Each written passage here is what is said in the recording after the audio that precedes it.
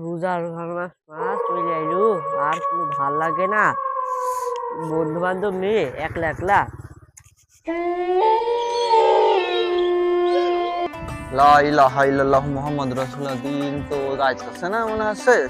ওই সে বন্ধু খুব বুঝলি আলাম, সে লোকের গাছে ডাব থুবিনি, মুরগি থুবিনি, এখন যে কি করছে সে, তার মাস কি এখন করছে। যে করি গাছের নিচে তো বস।